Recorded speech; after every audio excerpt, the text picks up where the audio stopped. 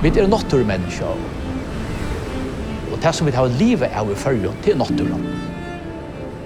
Han personer som bor I sånn ekvislig omkvarve, han ankersvekna vil avvarskaver av det.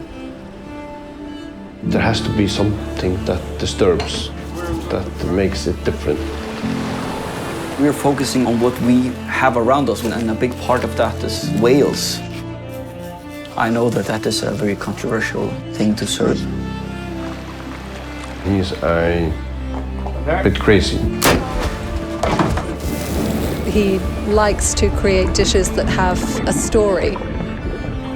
One line goes in jump, basically. Really? Yeah. It's very theatrical in a way. Jeg visste ikke om skulle trykke det. Kjoltsa.